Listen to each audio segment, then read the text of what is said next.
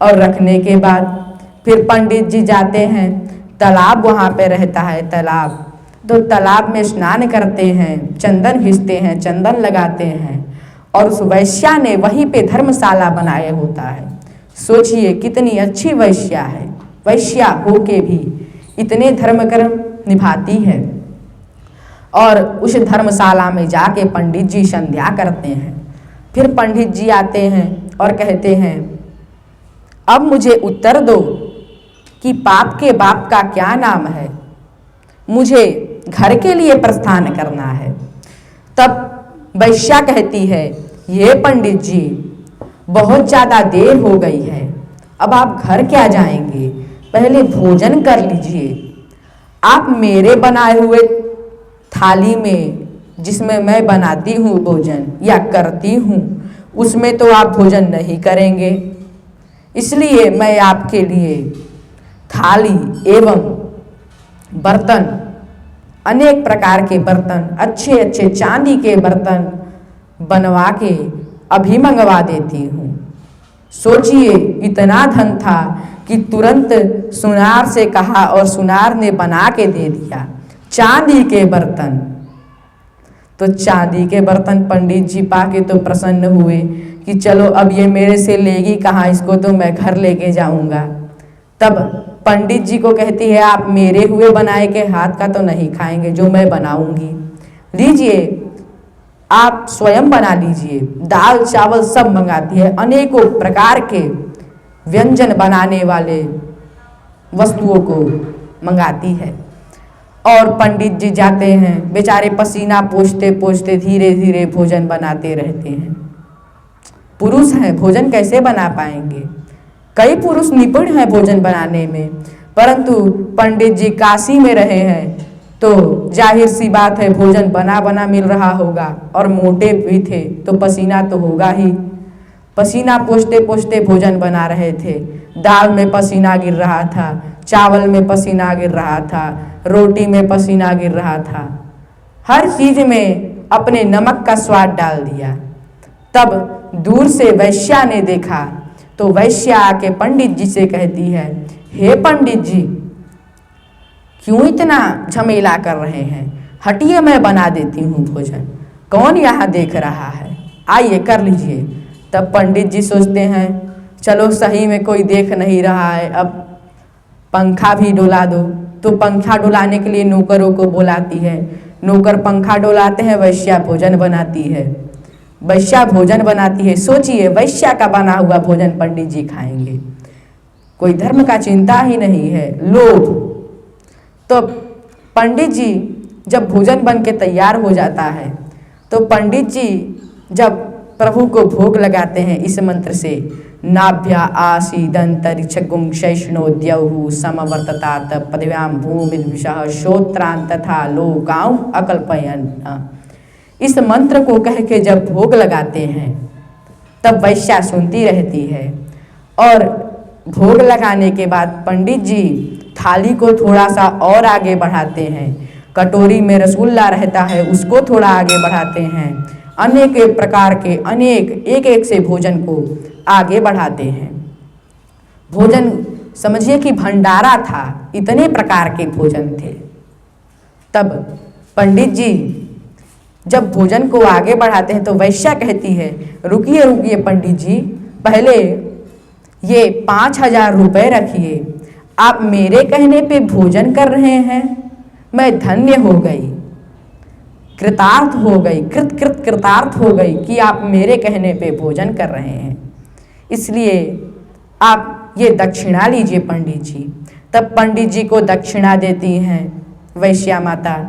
जब दक्षिणा दे देती हैं तो पंडित जी उसको भी लेके रख लेते हैं, समझते नहीं हैं, ऐसे लग रहा है कि अविवेकी है, परंतु विवेक बहुत है। लोभ ने विवेक को ढक दिया है, लोभ ने विवेक स्वरूप आँख पे, नेत्र पे लोभ स्वरूप मोतियाबिंद चढ़ गया है, और पंडित जी ने उसको भी तुरंत रख लिया।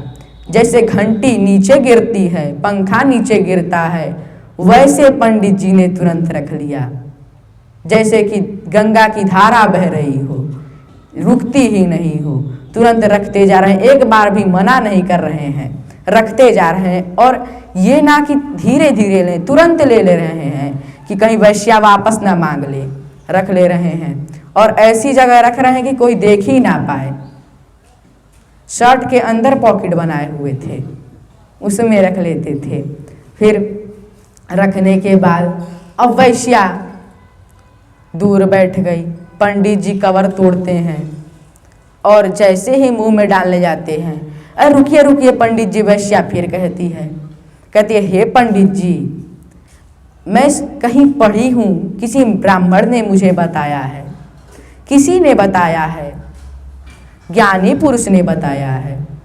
अरे ज्ञानी पुरुष ऐसी बात कभी बताएगा? सुनिए क्या कह रही है कि ब्राह्मण को अगर तुम भोजन खिलाओगी तो तुम्हें कुछ पल के लिए स्वर्ग की प्राप्ति होगी और तुम्हारे सारे पाप कट जाएंगे। कभी ब्राह्मण ऐसी बात बताएगा? परंतु झूठ बोल के अब पंडित जी से कहती है, आइए पंडित जी, मैं आपको कवर तोड़ के खिलाती हूँ। कौन देख रहा है, खा लीजिए, कोई नहीं देख रहा है, सुनसान जगह है। तो पंडित जी सोचते हैं चलो पैसा दे रही है, खिला देगी तो क्या पता और पैसा दे। तो अब पंडित जी को खिलाने से पहले भी 10,000 रुपये देती है कि हे पंडित जी, ये लीजिए, आप मेरे कहने पे मेरे हाथों से भोजन ग्रहण करने जा रहे हैं, लीजिए लीजिए पंडित जी। उसको भी पंडित जी तुरंत रख लेते हैं, जैसे पेड़ से पत्ता गिरता हो इसको रखते हैं धीरे धीरे कि अब तो मांगेगी ही नहीं, कन्फर्म है। धीरे धीरे रखती है, थोड़ी तेजी रहती है पेड़ के पत्ते की तरह, जैसे पेड़ का पत्ता सूखा हुआ नीचे गिरता है, वैसे ही उड़ते उड़ते उड़ते उड़ते ये रख लेते हैं। अब तो पंडित जी का जेब इतने में फूल गया, परंतु पंडित जी ऊपर से जैकेट पहन लेते हैं कि ये भी ना दिखे, रखने सदरी, जिसको सदरी पहन लेते हैं। फिर जैसे ही वैश्या खिलाने जाती है तो पंडित जी बड़ा सा मुंह करते हैं, करते हैं।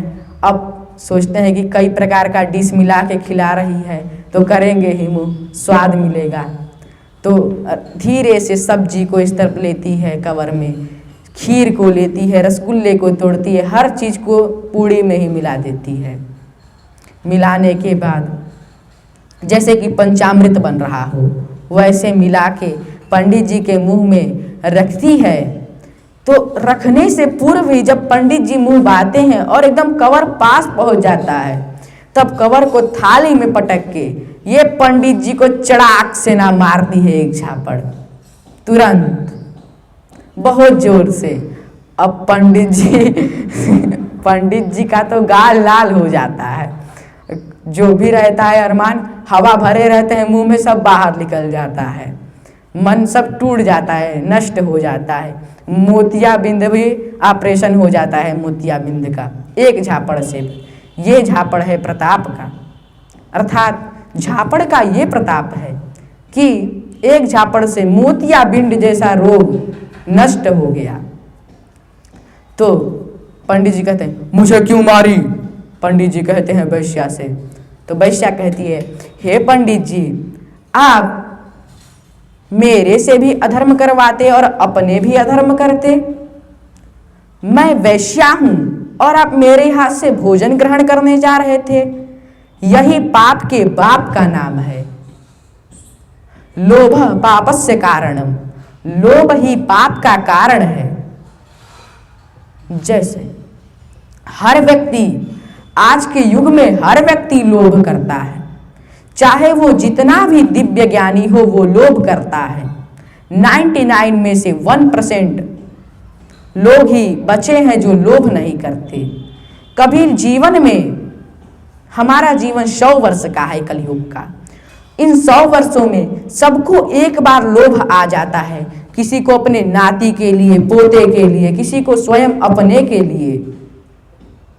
ये रिश्ते भी लोभ हैं कि मेरे नाती को नौकरी क्यों नहीं मिली, मिल जाती मेरे नाती को नौकरी, उसके लिए कई आदमी सोच लगाते हैं। तो वो लोभ है कि नौकरी करेगा तो पैसा कमाएगा, घर अच्छे से चलाएगा, ये लोभ है।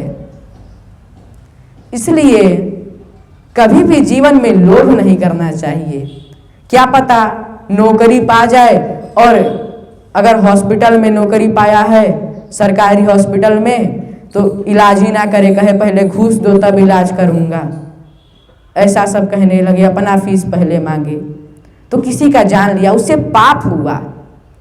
तो जिसने पाप करवाए वो तो उसके दादा दादी हैं, इसलिए लोभ ही पाप का कारण है। लोभ कभी नहीं करना चाहिए। तो ये पंडित जी को सबक मिला, और पंडित जी तब पर भी पंडित जी माने नहीं, अपने चांदी के थाली को धो के और चांदी के थाली को लेकर, और पॉकेट तो फूला हुआ थी था, 500 किराया दिया, टैक्सी पे बैठे और टैक्सी से चले गए। जाने के बाद अपने धर्मपत्नी को बताया, तो धर्मपत्नी बेलना लेके दौड़ा ली, कहती हूँ लोभ मत किया करिए, वैश्या के हाथ से मार खा के आ गए, मेरी नाक कटा दी, तो इससे ये भी हानि हुआ, इसीलिए लोभ नहीं करना चाहिए। धर्मपत्नी अपने घर चली गई उनको छोड़ के। माता पिता, इन पे जो माता पिता गर्व करते थे वो अब गर्व नहीं करते हैं, ये सब लोभ का कारण है। एक लोभ से इतना सब हुआ, सोचिए, इसलिए लोभ नहीं करना चाहिए। तो हमारे भगवान शिव लोभ से परे हैं और सदा रघुनायक नाम जपते रहते हैं।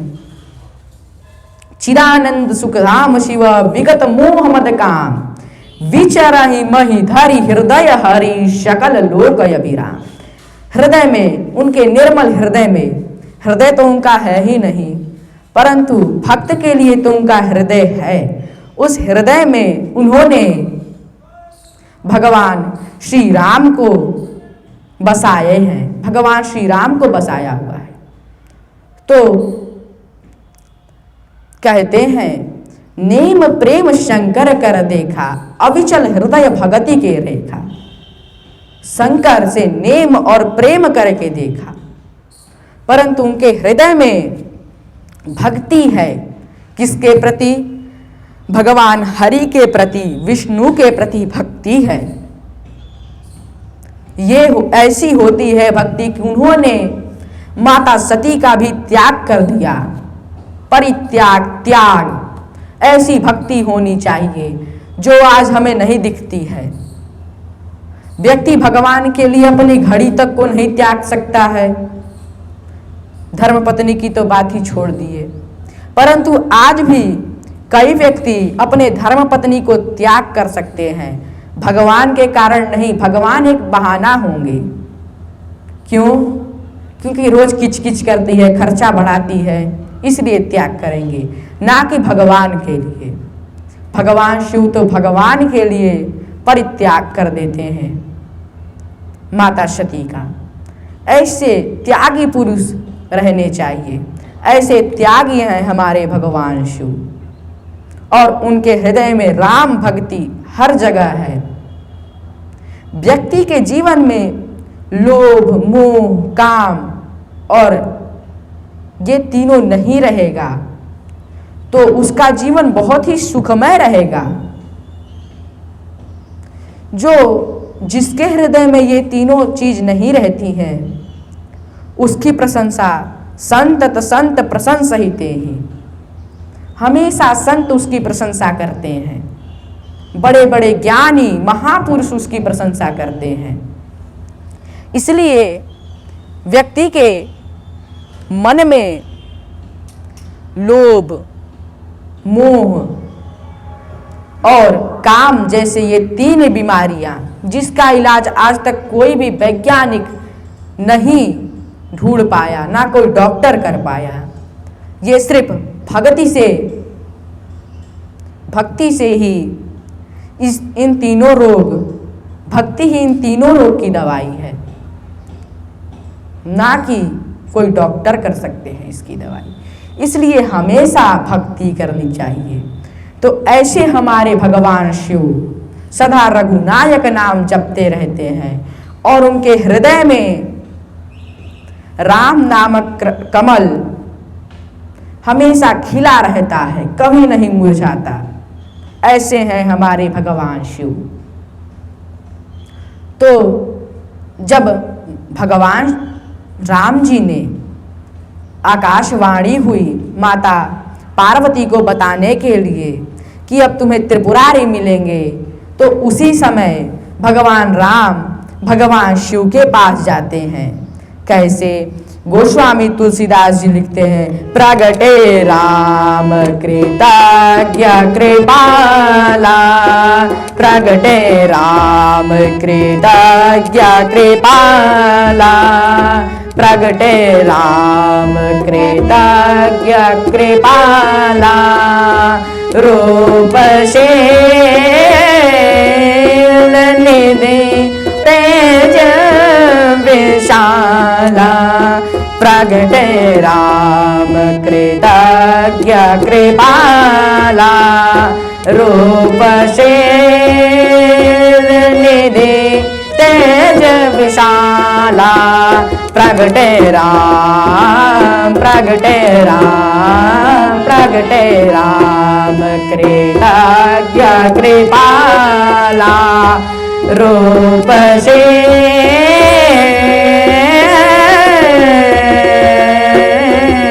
निधि तेज विशाला, प्रगटे राम कृतज्ञ कृपाला। राम जी प्रकट हुए। जब राम जी प्रकट हुए तो कैसे हैं राम जी? रूपशील निधि तेज विशाला, रूपवान है, गुणवान है, उनके रूपशील निधि तेज विशाला, अति सुंदर हैं, उनके अंदर से तेज झलक रहा है, अद्भुत तेज, जो आज किसी के अंदर से नहीं झलकता। भगवान जैसा तेज तो ना पहले किसी के अंदर था ना अब है। वैसे राम भगवान अवतरित हुए, प्रकट हुए। किसके समक्ष? शिव भगवान के समक्ष। और क्या कहे? अब बिनती मम सुनहु शिव, जो मोह पर निज ने। अर्थात अब मेरी बिनती सुनो हे शिव। अब मैं तुमसे रिक्वेस्ट करता हूं कि हे शिव, मेरे ऊपर ये दया करो। जाई विवाह शैल जही, यह मोहि मांग हूं दे। अर्थात जाके शैल पुत्री, शैल अर्थात माता पार्वती से विवाह करो, जाके पार्वती से विवाह करो। क्यों? ये दया मेरे ऊपर क्यों करो? ऐसा क्यों राम भगवान कहते हैं? क्योंकि गोस्वामी तुलसीदास जी लिखते हैं कि राम जी कहते हैं, क्या कहते हैं?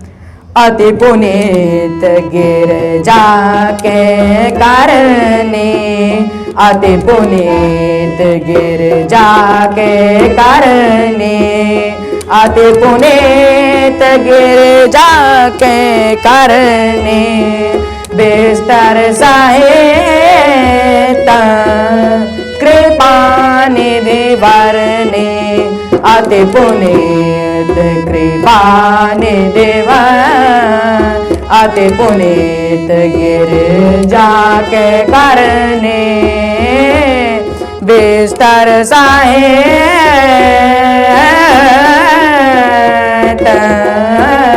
कृपा निधि वरने।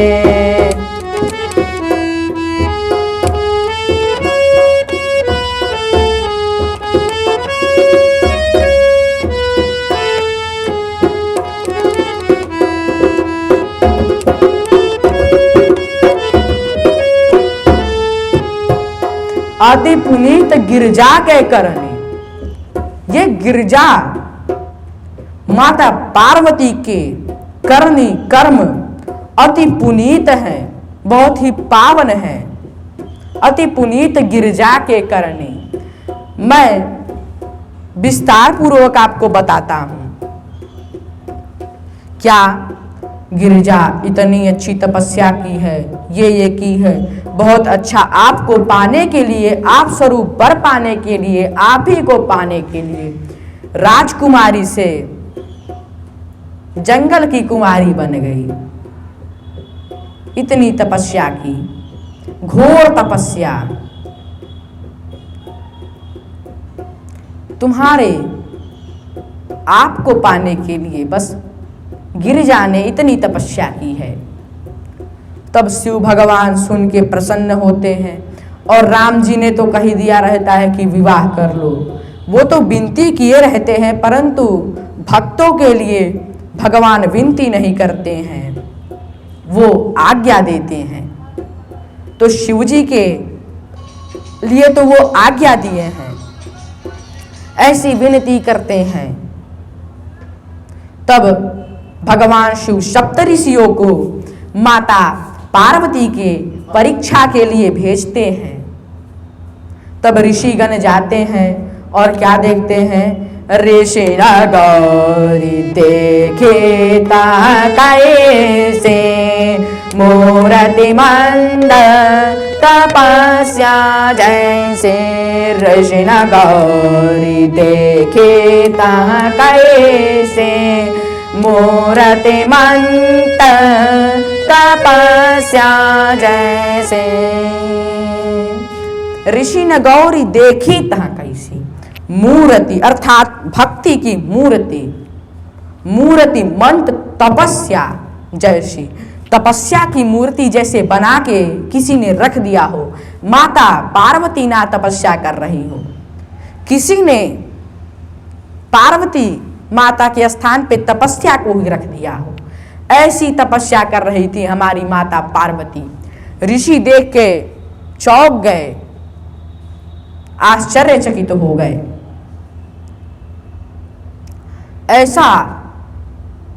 ऐसी तपस्या किसी ने नहीं की, ऐसी तपस्या कर रही थी हमारी माता पार्वती। तब ऋषि पूछते हैं, ऋषि पूछी सुनु शैल कुमारी करहु कवन कारण तप भारी। ऋषि पूछते हैं, है शैल कुमारी पर्वत की पुत्र, हिमालय पर्वतों के राजा के पुत्री, तुम हे माता पार्वती आप इतनी कठोर तपस्या क्यों कर रही हैं? करहु कवन तारन तप भारी, किस कारणवश आप इतनी कठोर तपस्या कर रही हैं? तब माता पार्वती बोलती हैं कि मैं भगवान शिव को पाने के लिए ये तपस्या कर रही हूं और ये सुझाव मेरे गुरुदेव ने मुझे दिया है। तब कहते हैं, वो नारद दिया है जो मन कपटी तन सज्जन चिन्हा, आप सरिस सबहि चह किन्ना। वो नारद दो दक्ष प्रजापति के पुत्रों, जब दक्ष प्रजापति के पुत्र विवाह करने जाते थे तो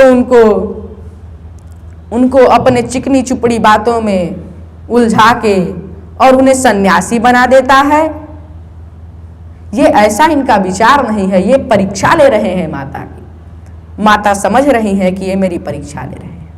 वो नारद जो मन से कपटी और तन से सज्जन दिखता है, अरे वो आपका गुरु बना है, वो तो सबका घर भ्रष्ट करता है, वो कैसे आपका घर बसाएगा?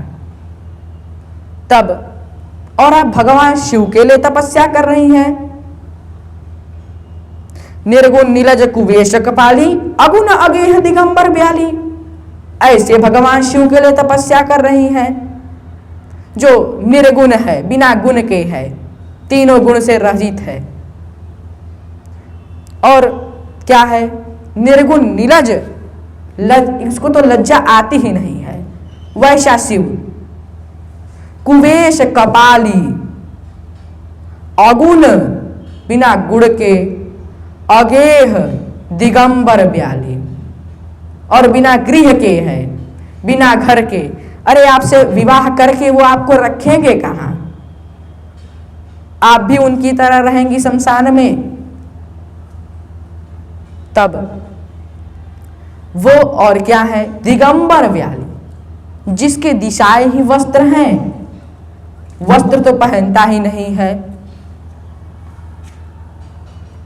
कहूं कवन सुख असबर पाए, अरे कैसा सुख पाएंगी ऐसा वर पाके?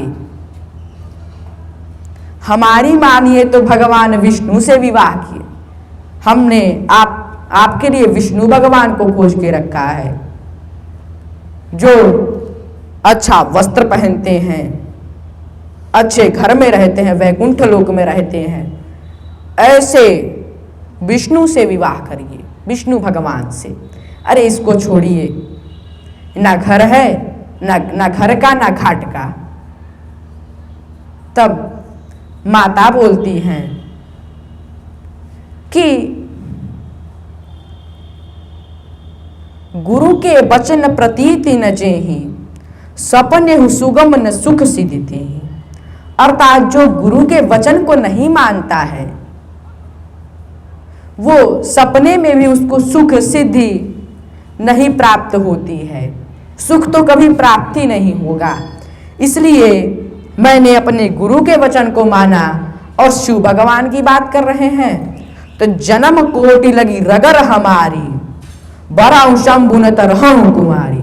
ये दृढ़ प्रतिज्ञा है मेरी, अगर मेरे जन्म जन्म, इस जन्म में ना शिव भगवान को पा पाई तो अगले जन्म में पाऊंगी। अपने पूरे जन्म को शिव के ही तपस्या में झोंक दूंगी, और मुझे शिव नहीं प्राप्त हुए तो मैं कुंवारी रहूंगी, कभी विवाह नहीं करूंगी। तब देखी प्रेम बोले मुनि ज्ञानी, जय जय जय जगदम्बिके भवानी। अर्थात माता के इस प्रेम वाणी को देखकर सप्त ऋषि बोले, जय जय जय जगदम्बिके भवानी। अर्थात जय जय जगदम्बिके, आप जगदम्बा हैं। और क्या बोले, तुम माया भगवान शिव, सकल जगत पितु मात। नाई चरण सिर मुनि चले, हर्षत पुनि पुनि गात। अर्थात आप माया हैं, भगवान शिव हैं, और तुम माया भगवान शिव, नाई चरण सिर मुनि चले। मुनि माता के चरण में साक्षात दंडवत प्रणाम करके और चलते हैं, उनके रोए पुलकित होते रहते हैं। और कहा जाते हैं, जाय मुनि न हिमवंत पठाए, करि विनती गिरजहि गृह लाए। जाके हिमवंत को पढ़ाते हैं कि जाओ गिरजा से विनती करके उसे गृह लाओ। तब हिमवंत जाके हिमालय पर्वत जाके और गिरजा को गृह लाते हैं जबरदस्ती करके। तब क्या होता है, फिर सप्तऋषि कहाँ जाते हैं? सप्तऋषि जाते हैं, बहुरी सप्तऋषि शिव पहि जाई, कथा उमा के सकल सुनाई। अर्थात सप्तऋषि भगवान शिव के पास जाते हैं और उन्हें गिरजा की ये कथा, उमा की ये कथा, सती की ये कथा, जो पूर्व की सती थी उनको मार के ये पार्वती जैसी दिव्य माता की कथा श्रवण कराते हैं। और भय मगन शिव सुनत सनेहा, हर्षि सप्तऋषि गवने किया। अर्थात भगवान शिव ये सुन के हर्षित हो जाते हैं, मगन हो उठते हैं। और तब सप्तऋषि अपने आश्रम के लिए प्रस्थान करते हैं। तब ब्रह्मा जी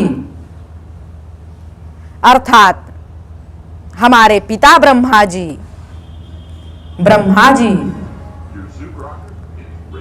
जी के पास देवतागण विनती करते हुए जाते हैं कि हे प्रभु, हमें एक दुष्ट राक्षस परेशान कर रहा है जिसका नाम ताड़कासुर है। उसको आपने वरदान दे रखा है। क्या वरदान दे रखा है? कि वो भगवान शिव के पुत्र के अलावा किसी से नहीं मरेगा। ऐसा क्यों प्रभु? तो इसका उपाय क्या है? भगवान शिव तो अब विवाह करने से रहे, कुछ इसका उपाय बताइए। तब कहते हैं ब्रह्मा जी, क्या कहते हैं? पठवहु काम जाय शिव पाहे, पठवहु काम जाय शिव पाहे, करे छो शंकर मन माहे, पठवहु काम जाय शिव पाहे, करे छो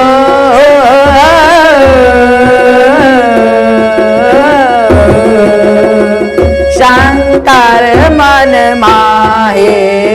तब हम जाय शिवाय सिर नाये, करवाओ विवाह बरियाए। तब हम जाय शिवाय सिर नाये, करवाओ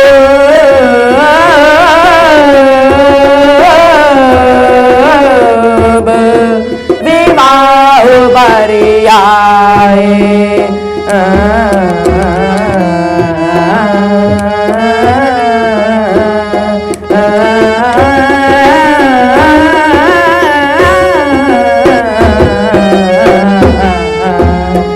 तब हम जाय शिवाय सिर नाये, करवाओ